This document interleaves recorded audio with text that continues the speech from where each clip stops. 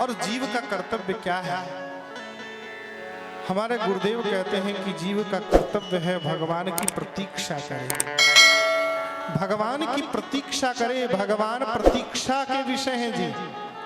तीन वस्तुएं हैं, तीन चीजें हैं। एक है परीक्षा, दूसरी है समीक्षा और तीसरी है प्रतीक्षा। हाँ, तो होना क्या चाहिए? बोले अपनी परीक्षा, संसार की परीक्षा करो, संसार की परीक्षा करो कि ये विपत्ति पड़ने पे रिश्तेदारी काम आएगी क्या? जब संकट पड़ेगा तो ये संसार के रिश्ते वाले काम आएंगे क्या? संसार की परीक्षा करो कि मुझे सतमार्ग सन्मार्ग पर ले जाएंगे क्या? संसार की परीक्षा करो। और अपनी समीक्षा करो कि हम कितने पानी में हैं। जीवन की इतनी अवस्था हो जाने के बाद हमने कितना भजन अभी तक किया है, कितनी भजन की पूंजी लगाई हमने, कितनी पूंजी खड़ी करी। अपनी समीक्षा करो, कितना ज्ञान हमारे भीतर, कितना वैराग्य है हमारी भक्ति कितनी है।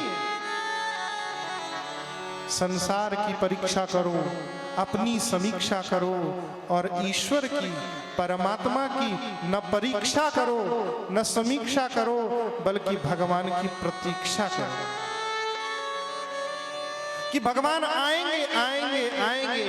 जिस प्रकार शबरी जी जान गई कि भगवान आएंगे तो आएंगे।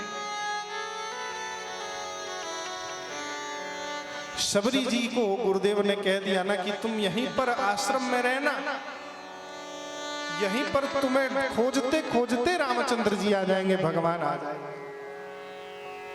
तो शबरी जी ने क्या किया? गुरुदेव की वाणी का त्याग किया क्या? शबरी जी ने गुरुदेव की वाणी का त्याग नहीं किया।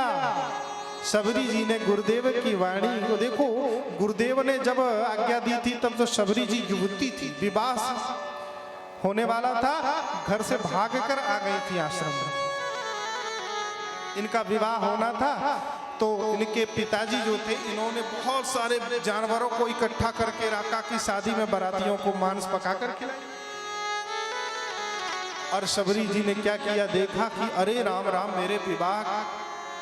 मेरे विवाह में इतने जीवों की हत्या होगी, तो दरवाजा खोल दिया, सबको मुक्त कर दिया और स्वयं भागकर आ गई मतंग मुनि के आश्रम।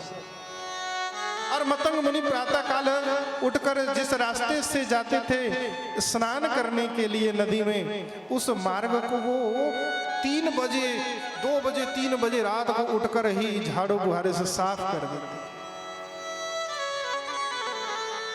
1 दिन 2 दिन 3 दिन 5 दिन अनेक दिन बीत गए, पर पता नहीं चला ये सेवा का कार्य कर कौन रहा है। मतंग जी ने कहा, कौन है वो जिसकी सेवा दिखती है पर वो नहीं दिखता?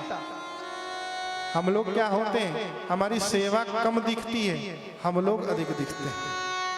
कभी कभी देखते होंगे राम जी, आप मीडिया में देखते होंगे कभी कभी कि एक पौधा लगाने के लिए 10 लोग एक ही पौधे को पकड़े रखे फोटो खिंचाते हैं। और इस लॉकडाउन में तो ऐसी स्थिति देखने को आई कि गरीबों को केला बांट रहे, तो एक फोटो मैंने देखी, एक केला को 5 लोग पकड़ के दे रहे थे एक मरीज। तो सेवा हमारी कम दिखती है, हम अधिक दिखते हैं। लेकिन धन्य है शबरी जी जो स्वयं नहीं दिखती पर उनकी सेवा दिखाई देती है। मतंग जी ने कहा, कौन है? सामने आओ। सामने आ गए, हाथ जोड़ लिए। मतंग जी ने कहा, तुम्हारी भक्ति तुम्हारी सेवा से मैं प्रसन्न हूं, जाओ।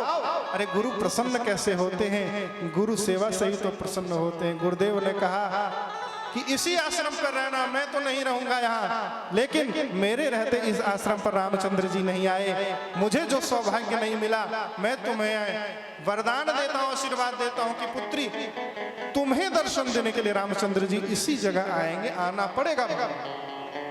और भगवान आए।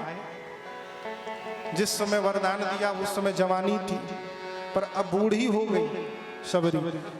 लेकिन देखिए कि गुरु के वचन प्रतीति न जेहि, सपने सुलभ न सुख सिद्धते ही। जिसको गुरुदेव की वाणी पर विश्वास नहीं है महाराज, उसके लिए न सपने में भी सुख और सिद्धि उसे नहीं मिल सकती। शबरी जी ने कहा जब गुरुदेव ने कहा है तो मैं यहीं पर रहूंगा, और जब गुरुदेव ने कहा है तो गुरुदेव जी की वाणी झूठी नहीं हो सकती, भगवान आएंगे ही आएंगे। अरे भगवान के दर्शन हुए बिना मेरा शरीर नष्ट होगा ही नहीं, मुझे पता, क्योंकि जब तक भगवान के दर्शन नहीं होंगे तब तक शरीर तो नष्ट नहीं होगा, गुरुदेव की वाणी झूठी नहीं हो सकती। इसलिए भगवान आ गए